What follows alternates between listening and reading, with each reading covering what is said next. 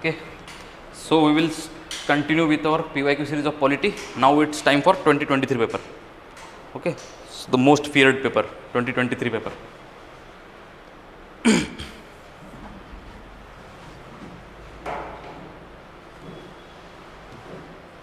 Okay, first question, 2023. In essence, what does due process of law mean? ऐकलाय काय आहे? हां हां हां, तर ते काय मिनिंग काय देतात तुम्ही? याला मिनिंग विचारलेलं आहे.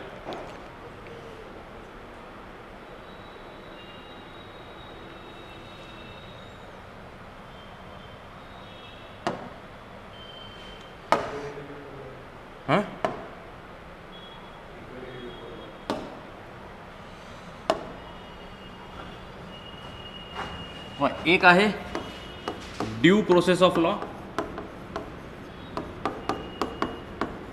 एक आहे procedure established by law.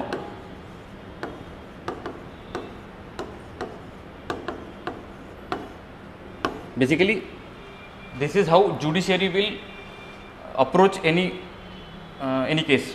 Either it will go by due process of law or either it will go by procedure established by law. Judiciary. ठीक आहे. आता what is procedure establish by law? इथे काय होईल, एखादी केस आली समजा समोर, तर कोर्ट काय बघेल, अच्छा हा म्हणजे case in case civil cases, ठीक आहे ना, क्रिमिनल केसेस नाही. क्रिमिनल केसेस तर प्रोसेस तीच करणार आपण. आता एखादी केस आली and now supreme court will see only if the law is properly followed or not. For example right to life आहे समजा, एखादी राईट टू लाईफ आहे आणि एखादा पर्सन आला आणि त्यांनी सांगली माझी right to life has been violated by a certain law of a government. ठीक आहे ना, एखादी लॉ आहे त्यांनी माझी right to life violate, right to privacy violate झाली समजा, तर कोर्ट काय बघेल की जो लॉ आहे त्याची प्रोसिजर बरोबर आहे की नाही. जर प्रोसिजर बरोबर असेल, implementation as per procedure, as per rules regulation सगळं बरोबर असेल, then his right is not violated. ठीक आहे, then it is fine even if it is violated. जर प्रोसिजर बरोबर असेल तर. हा एक पार्ट झाला ड्यू प्रोसेस ऑफ लॉ. याच्यात कोर्ट काय करेल, अजून एक स्टेप समोर जाईल.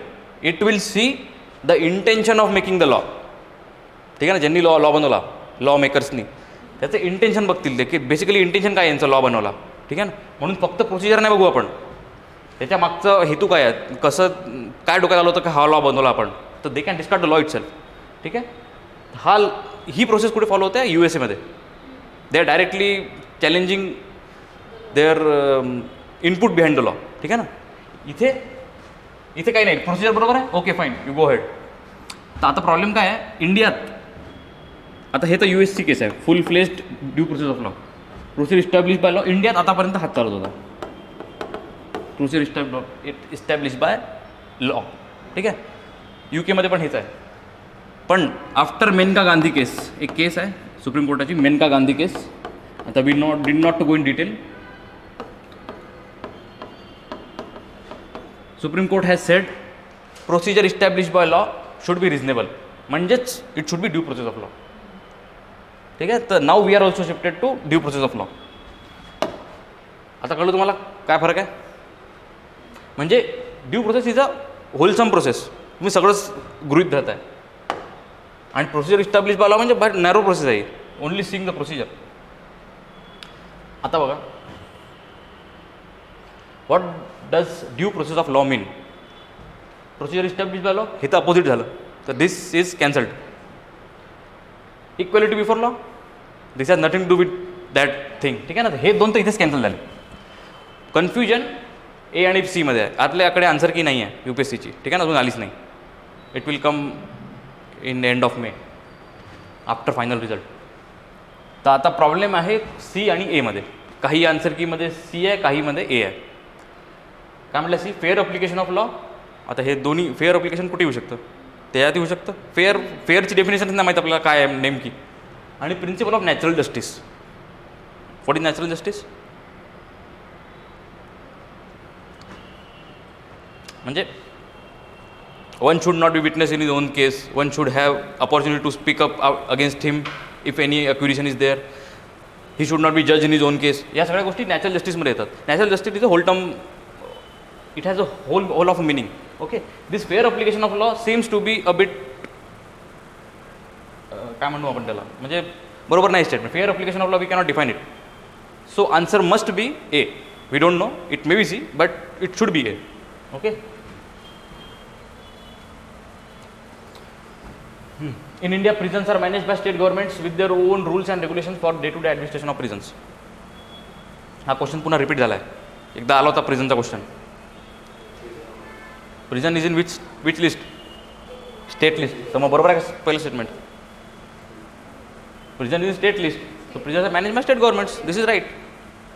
In India prisons are govern by. This is a new type of question. You might not have seen such questions in GS. ठीक आहे ना. म्हणजे both statement 1 and 2 are correct and correct explanation. म्हणजे both statements are correct and statement 2 is a correct explanation of first. दुसऱ्यात काय म्हणून though both are correct. This is not the correct explanation for the first. आणि तिसऱ्यात तर सरळ सरळ एक करेक्ट आहे की इनकरेक्ट आहे. ठीक आहे. तर हे करेक्ट आहे, पहिलं तर करेक्ट आहे. ठीक आहे. तर म्हणजे 1, 2 फक्त एकच ऑप्शन आपलं एलिमिनेट झाला आतापर्यंत. In India prisons are govern by the prison act 1894 which expressly kept the subject of prisons in the control of provincial government. Yes, this is right. आता आपल्याला कन्फ्युजन होऊ शकते की 1894 आहे की नाही, पण एवढं स्पेसिफिक देऊन आहे आणि म्हटली आहे this is kept in provincial governance, म्हणजेच काय स्टेट लिस्टमध्ये. So this is right. आणि हे रिझन बनता यायचं तर answer is A. Must be A. We don't have answer key. Which of the following statement best reflects chief purpose of the constitution of a country?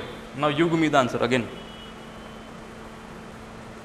This is third time such question has been repeated.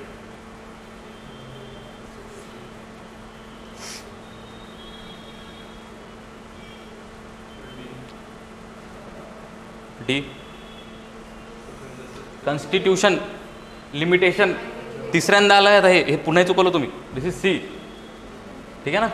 हा सगळ्यात easy question होता जर previous year question केले असतील तर.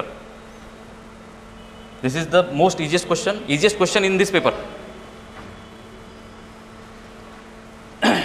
Which one of the following constitutional amendments was widely believe to be enacted to overcome the judicial interpretation of fundamental rights. आता हा थोडासा पॉलिटिकल हिस्ट्रीमध्ये गेला क्वेश्चन. म्हणजे फंडामेंटल राईट्सचं ज्युडिशियल इंटरप्रिटेशन झालं होतं सुप्रीम कोर्टात. त्याच्यापायी एक अमेंडमेंट झालं होतं. आता ते कोणतं? तर it was not 44th, it was not 86th. It majorly was first and some of the amendments has been done in 42nd also. So answer must be first. We don't know. Answer must be A, first amendment. ते काय झालं होतं मी सांगतो. हे क्वेश्चनच तुम्हाला कळला नसेल बहुतेक. कळला का?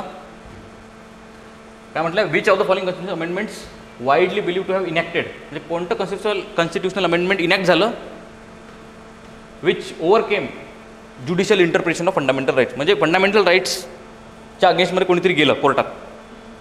Then supreme court gave certain decision आणि त्याच्यापायी एखादी अमेंडमेंट झाली इथे. तर ते काय झालं बघू आपण. आता आपल्याकडे वेळ आहे थोडासा. तर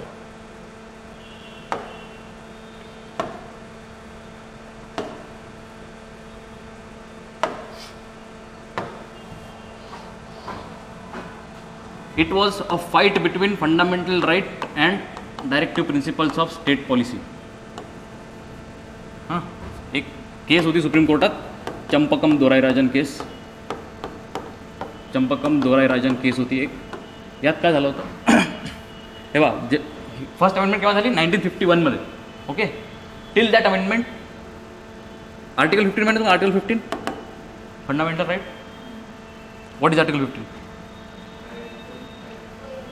Discrimination, against discrimination. You cannot discriminate on race, caste, creed, sex and place of birth. ठीक आहे. तर 15(1) ची डेफिनेशन आहे. ठीक आहे. At that time 15(1) was there. 15 okay only this statement was there. ठीक आहे ना. एकच स्टेटमेंट होतं की it should not be discrimination against this this this this. ठीक आहे. एक 15(4) पण आहे.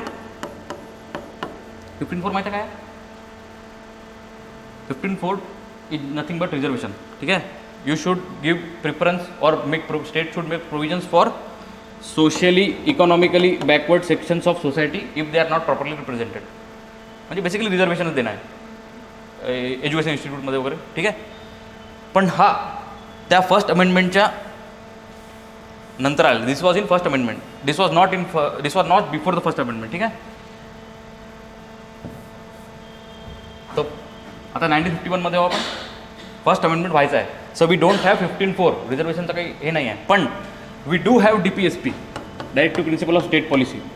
याच्यात आर्टिकल बहुतेक 46मध्ये लिहून आहे की state should give preference to SC ST साठी प्रोव्हिजन आहे त्याच्यात की त्यांच्यासाठी तुम्ही काहीतरी केलं पाहिजे. आता या केसमध्ये काय झालं, हा जो पेटिशनर आहे यांनी केस केली की माझ्या आधी एखादं सिलेक्शन झालं ज्याचे नंबर माझ्यापेक्षा कमी होते. मी एक सपोजिटली सांगतो, ठीक आहे ना, एक म्हणजे दिस इज नॉट रिअल एक्झाम्पल देऊन सांगत आहे की माझ्या आधी एक जण झालं, त्याचं सिलेक्शन झालं पण माझं नाही झालं, माझ्याकडे मार्क्स जास्ती होते. तर गव्हर्नमेंटने काय सांगितलं त्याला की अकॉर्डिंग टू DPSP आम्ही SC STला प्राधान्य देत आहे म्हणून आम्ही तसं काहीतरी केलं आहे. तर हा म्हणाला हे असं कसं करू शकतो तुम्ही, मग फंडामेंटल राईट्स मोठे की DPSP which is the higher authority, है ना. हा क्वेश्चन तयार झाला, सुप्रीम कोर्टात गेले. आता ही केस चालत असताना मग after this case first amendment act was passed, first constitutional amendment act was pass. यात बऱ्याचशा गोष्टी होत्या. One of the thing was 15(4) and then that thing became fundamental right. So this was the fight. So this is how Supreme Court interpreted it and then led to First Amendment Act. म्हणून answer first amendment act असायला पाहिजे, ठीक आहे. It may B 42nd मध्ये पण तशा काही provisions आहे, पण मस्ट बी फर्स्ट. तर आता फायनल पोझिशन काय आहे, what is above fundamental rights is above और DPSP इज अबाव. यानंतर बऱ्याच केसेस झाल्या, त्यात हेच फाईट होती. No, nothing is above, both are harmonious. Only if all directive principles can be applied unless you do not change the basic structure, ठीक आहे. So both are in same level. म्हणजे जर असा एखादी आला ऑप्शन की fundamental rights are constitutionally above DPSP, it is wrong statement. Both are in harmonious. It was in Minerva Mills case, सरळ ठीक आहे. Consider the following organizations, bodies in India: the National Commission for Backward Class, the National Commission for National Human Rights Commission, the National Law Commission, National Consumer Dispute Redressal Commission. Which of the following is the constitutional body? म्हणजे what is the constitutional body? It is mentioned in Constitution. Do you know which is the constitutional body? For example, ECI, Election Commission of India, it is mentioned in Constitution. UPSC is mentioned in Constitution. SPSC is mentioned in Constitution. अजून काय, finance commission is mention in constitution, है ना. बऱ्याचशा तशीच इथे काय mention आहे, national commission for schedule tribes is also mention in constitution. National commission for schedule caste is also mention in constitution. National commission for backward class has recently नाही 1990, आता recently आहे ना, हो, this was recently been included in constitution. So NCBC इथे आहे ना, NCBC is a constitutional body. National human rights commission is not a constitutional body. National law commission is not a constitutional, not a statutory body. National consumer dispute redressal commission. Now this you need to know by current affairs. Consumer protection act, त्या ॲक्टनुसार ही body तयार झाली. म्हणजे ही कोणती body आहे, statutory body. This is not a constitutional body. Answer is only one. This is the answer. हे तर कीची गरज नाही आपल्याला.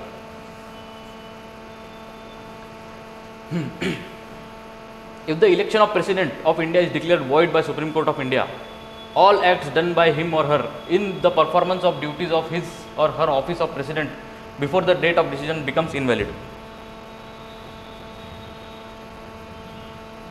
कळलं काय म्हटलंय,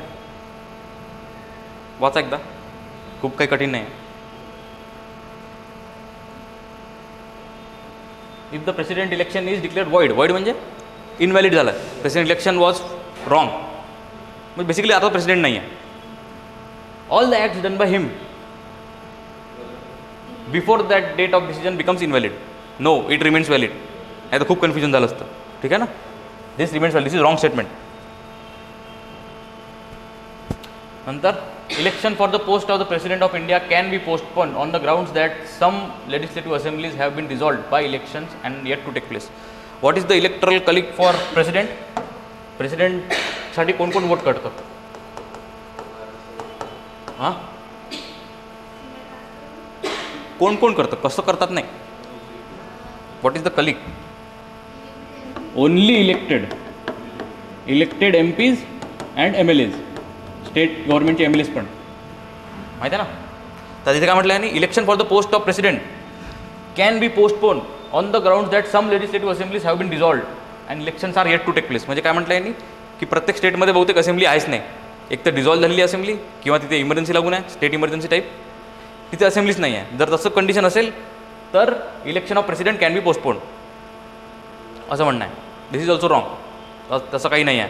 कॉन्स्टिट्यूशनमध्ये लिहून आहे, जर इलेक्टोरल कलिगमध्ये काही कमी जास्त असेल you can go with the election. आता इथे यांनी डायरेक्ट काय म्हटलं आहे, एखादी असेंब्लीच नाही आहे. आता ही केस झाली होती एक, पुन्हा ही झाली होती. तर आपल्याकडे आज वेळ आहे, आपण थोडंसं बघू अजून काही.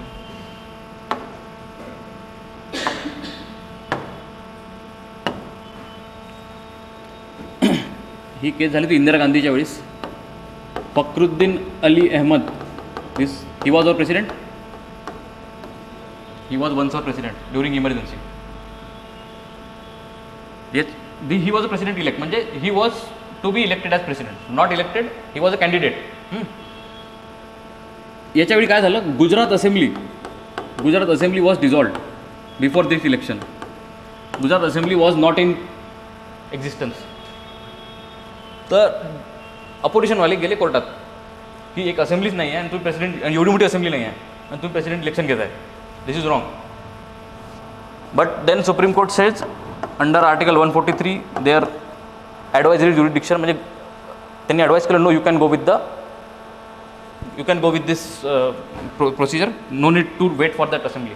ठीक आहे ना. कॉन्स्टिट्यूशनमध्ये लिहून आहे, कारण की इलेक्टोरल कलिग कमी जास्त जरी असेल you can go head with the election. आणि मग 39th अमेंडमेंट ॲक्टमध्ये it was directly return in constitution that no need to wait, you can directly go for the election. Okay. So the election of post of president, this is wrong. पहिली wrong, दुसरी wrong.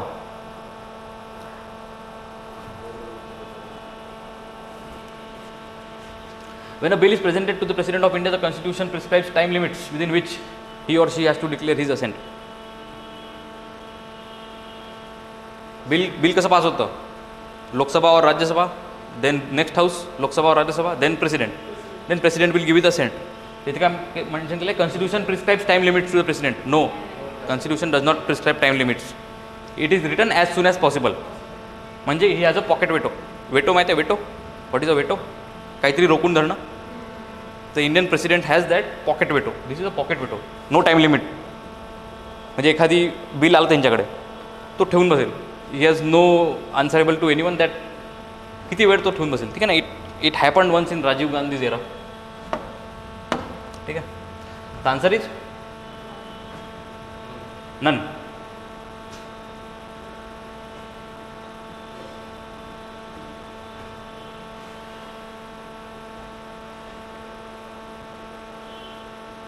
Finance bill and money bills in the parliament. This is a tricky question. जर तुम्हाला finance बिलबद्दल बरोबर माहीत असेल, मनी बिलबद्दल, तरच तुम्ही करू शकता. When the Lok Sabha transmit finance bill to Rajya Sabha, it can amend or reject the bill. आता माहीत असं पाहिजे तुम्ही फायनान्स बिल काय आहे, मनी बिल काय आहे, माहिती आहे? काय फरक आहे? काय फरक काय आहे म्हणजे मनी बिल, फायनान्स?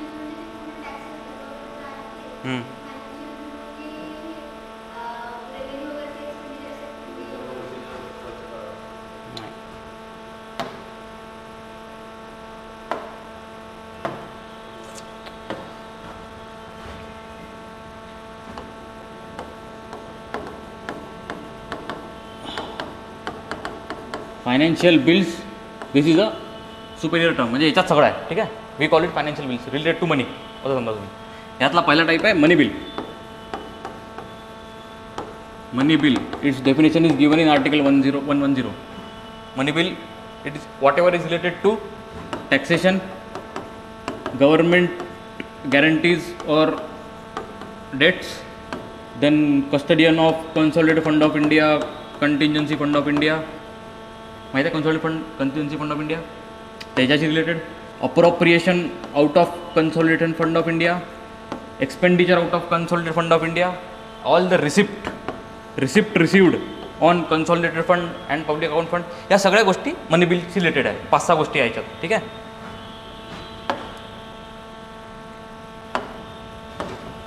आता मनी बिल कसं पास होतं? Do you know how does a money bill pass? हां, राज्य पहिले मनी बिल येतं कुठे येतं पहिले? It has to be in Lok Sabha, not in Rajya Sabha. हां, then if when passed by Lok Sabha, it will go to Rajya Sabha, but only for recommendation. It can only give recommendation, nothing else. Then it will come back to Lok Sabha. It is up to Lok Sabha whether to accept this recommendation or not. If not, yes. If yes, then you can go ahead and this bill go to President. President cannot give this bill back for recommendation. He has to give the signature or he can withhold, but he cannot give it back. ठीक है, हे कामाचं नाही आपल्या. ठीक आहे. So this is how money bills works. Money बिलचे 2 type आहे. एक आहे अप्रोप्रिएशन बिल, म्हणजे तुम्ही पैसे काढत आहे फंडमधून. एक आहे फायनान्स बिल, हे तुम्ही टॅक्सेशन पैसा आणत आहे. या 2 प्रकार आहे मनी बिलचे. म्हणजे हे अप्रोप्रिएशन बिल असेल किंवा फायनान्स बिल असेल, हे कसं चालेल? सेम जसं मनी बिल चालणार आहे. ठीक आहे ना. याच्यात दुसरं आहे financial bill. Financial bill A. This is finance bill, this is financial bill A. हे फायनान्शियल बिलमध्येच प्रकार आहे सगळे. फायनान्शियल बिल ए म्हणजे काय? आता मनी बिल हे बिल मनी बिल आहे, कोण डिसाईड करतं? स्पीकरची सिग्नेचर राहते. जर स्पीकरची सिग्नेचर नसेल आणि त्यात काही असू द्या, मग it is not a money bill. ठीक आहे. आता समजा फायनान्शियल बिल ए म्हणजे काय? Bill which contains all one of the 6 requirements of money bill. ते 6 मिळेल ना. It contains all the 6 requirements, but speaker has not given the signature that it is a money bill. It can be called as a financial bill A.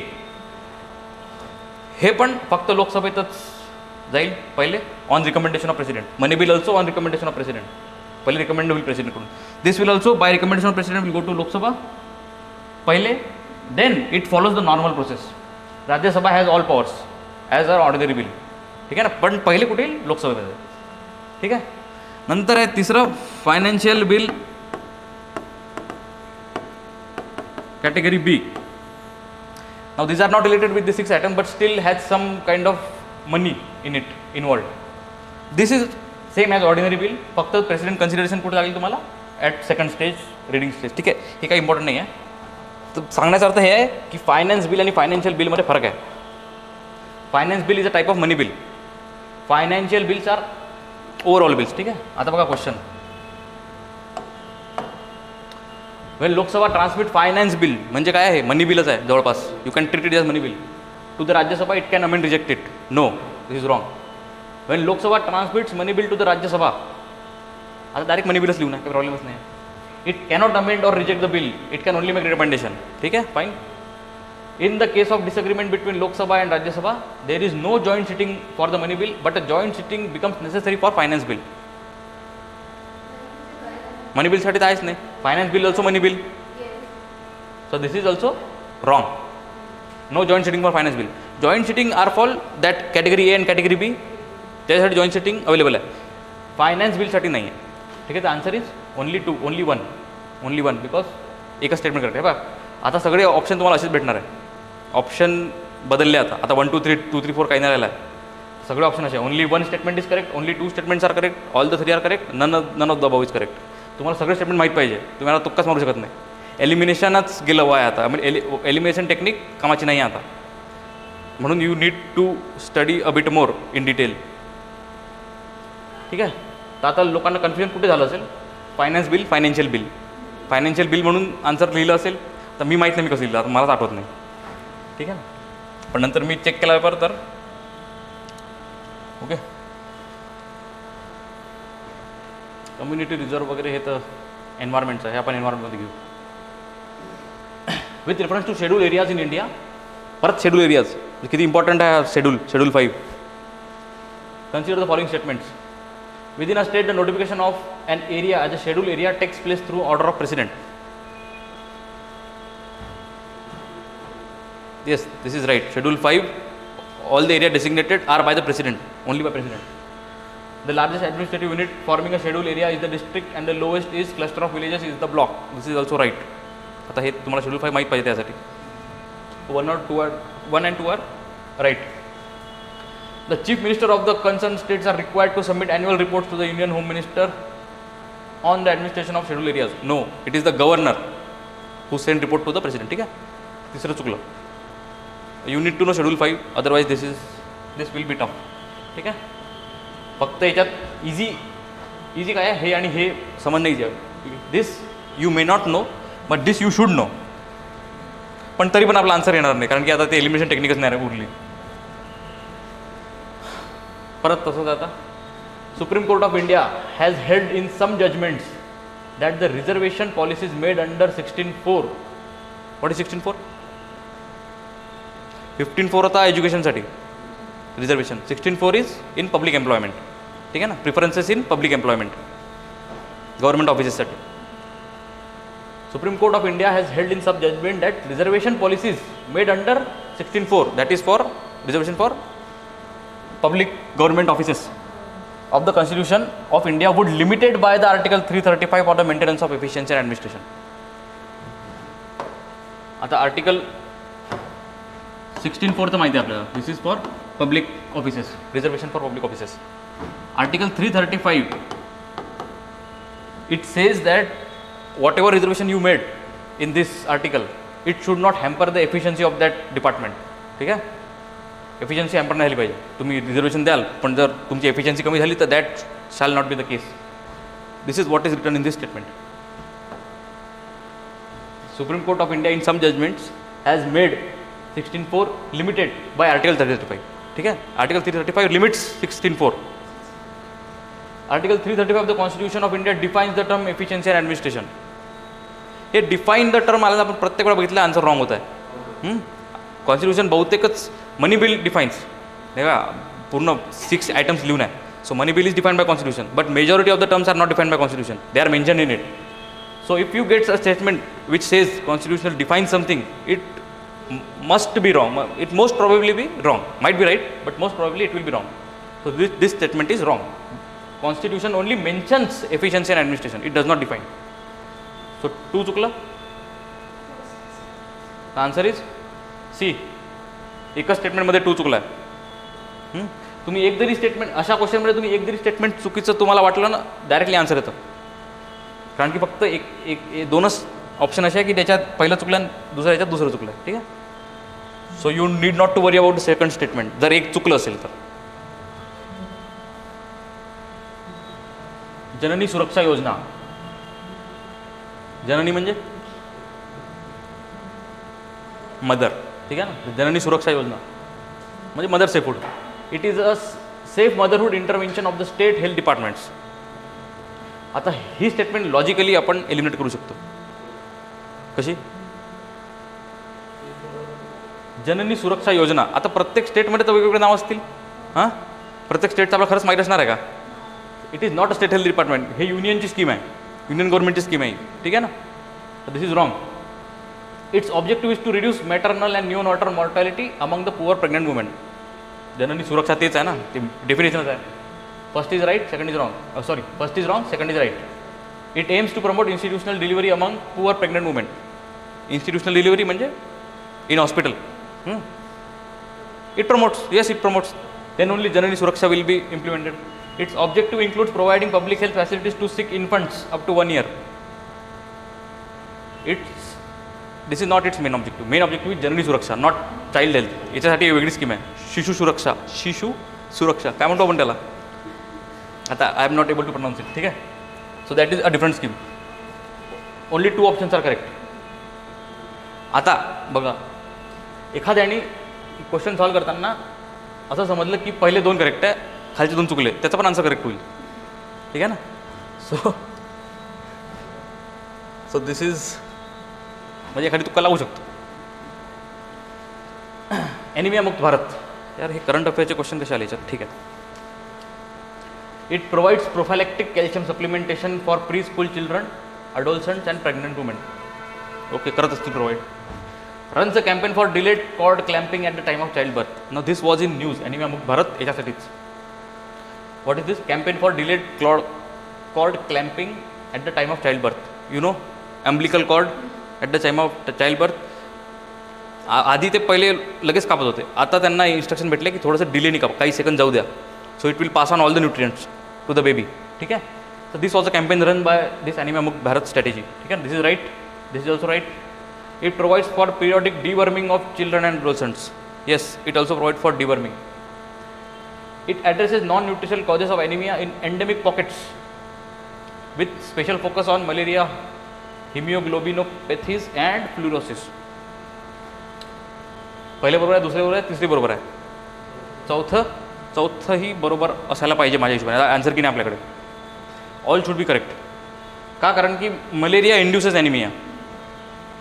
हे पण काही प्रमाणात induce करतच. तर these are non nutritional causes. So it addresses non nutritional causes. आता हे आपल्याला check करावं लागेल. हे ॲनिमे अमुक भारत स्ट्रॅटेजीमध्ये नॉन न्यूट्रियल कॉजेस ॲड्रेस करतं की नाही. This even I am also in doubt about this. So answer may be C or D. We don't know. आता ते आन्सर की आल्यावरच कळेल.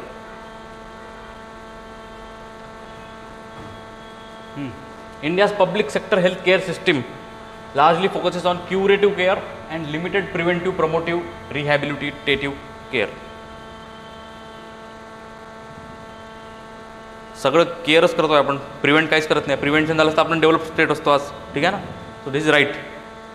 Under India's decentralise approach to health care delivery, states are primary responsible for the organising of health services. Yes, states are responsible. Health is a state subject. Health education is a center subject. थोडीशी गडबड आहे याच्यात, पण states are responsible. म्हणजे both statements are correct. Answer may be A or B. आता हे reason आहे का? पण second statement is the reason of first. No, nothing related. So answer is B. Might be B, must be B. We don't know. According to the Constitution of India, central government has a duty to protect states from internal disturbances. हे तशात असं उचललेलं आहे article 355 मधून. Yes, centre protect states from internal disturbances. Constitution of India exempts states from providing legal counsel to a person being held for preventive detention.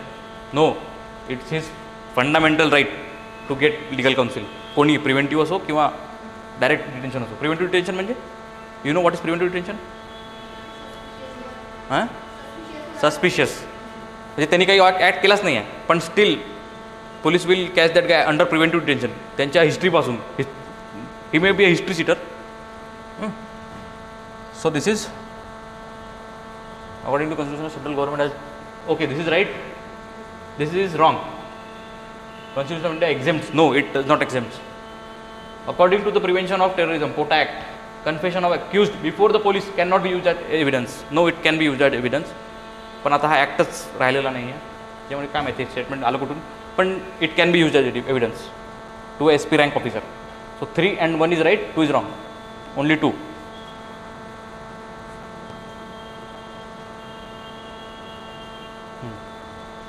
किती बाकी आहे? Okay. आता पुन्हा प्रेसिडेंट इलेक्शन. मागच्या वर्षी प्रेसिडेंट इलेक्शन झालं होतं ना. मागच्या वेळी झालं होतं का? केव्हा झालं होतं इलेक्शन प्रेसिडेंटचं? Draupadi Murmu, honourable prime president. मागच्या वर्षी झालं होतं बहुतेक 2023 की 22 झालं असेल. केव्हा झालं होतं मलाही आठवत नाही. ठीक आहे, जेव्हाही झालं असेल. म्हणूनच हा क्वेश्चन आला होता. Members nominated to either house of the parliaments or the legislative assemblies of the states are eligible to be included in the electoral college of president. आत्ताच डिस्कस केलं एवढं आपण प्रेसिडेंट इलेक्शनबद्दल. फक्त इलेक्टेड आहे, नॉमिनेटेड नाही आहे. This is wrong. Higher the number of elective assembly seats, higher is the value of vote of each MLA. आता president election actually all the MLAs votes, all the MPs votes. ठीक आहे. तर त्यांच्या वोटची एक value निघते. आता for example एका स्टेटमध्ये समजा स्टेटमधली व्हॅल्यू काढायची, स्टेटच्या एका MLAची वोटची व्हॅल्यू काढायची आहे. तर त्याच्यासाठी फॉर्म्युला आहे 1000 of population of that state upon number of seats in that state. म्हणजे पॉप्युलेशनला डिवाइड करायचं आपल्याला 1000नी and it shall be divided by number of seats. So you will get value of a MLA, value of vote of an MLA. ठीक आहे. म्हणजे आता जिथे नंबर ऑफ सीट्स जास्ती असतील तिथे या वोटची व्हॅल्यू काय होईल? हां, डिनॉमिनेटरमध्ये आहे ना, त्या नंबर ऑफ सीट जर वाढल्या तर व्हॅल्यू काय होईल? व्हॅल्यू ऑफ वोट कमी होईल.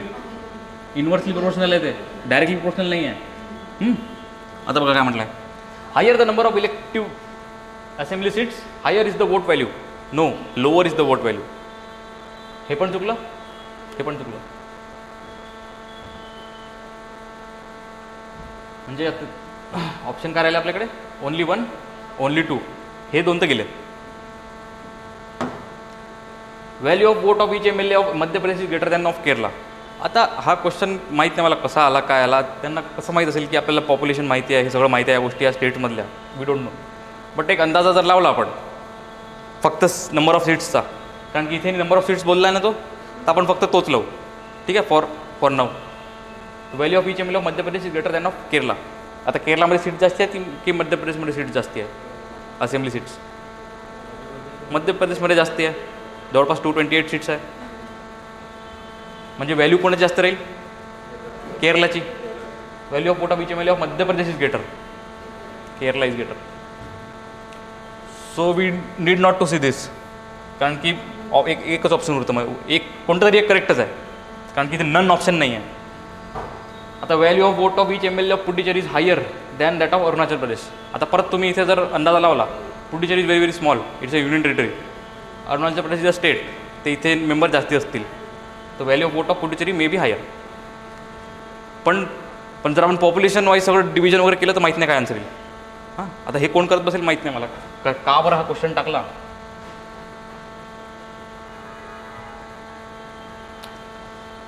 The constitutional day is celebrated on 26 November every year to promote constitutional values among citizens. ठीक आहे, प्रिएम्बलमध्ये मेन्शन आहे, we adopted the constitution on this date. Statement 2, 26 November 1949, the Constituent Assembly of India set up a drafting committee. म्हणजे ज्या दिवशी आपण celebrate करतो 26 नोव्हेंबरला आपण अडॉप्ट केलं आणि त्याच दिवशी ड्राफ्टिंग कमिटी कशी सेटअप होणार आहे? हां, पॉसिबल आहे का? This is wrong statement. Answer is C. Home guards. Home guards are raised under home guards act and rules of central government. Home guards are nothing but auxiliary to police, म्हणजे पोलीससाठी एक extra help म्हणून होमगार्ड्सला वापरतात. Police is a union subject, state subject.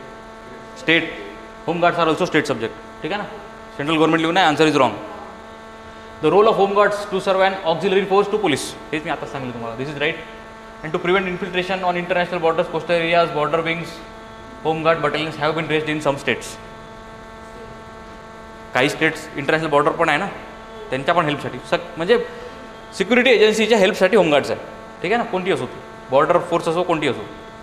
2 and 3 are right. 1 is wrong. 1 it has to be state.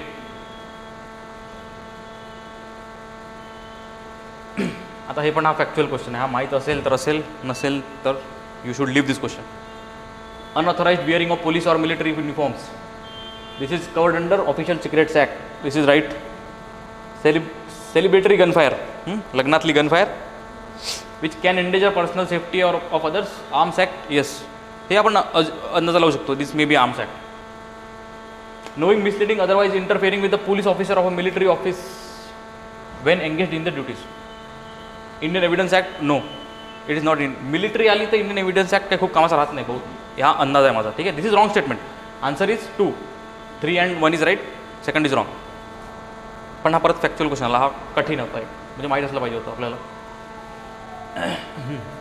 Israel has establish diplomatic relations with some Arab states. आता current अफेअरचा question आला पुन्हा. आता ठीक आहे, माहिती आहे. आता इस्रायल पॅलेस्टाईन इश्यू तर माहिती आहे तुम्हाला.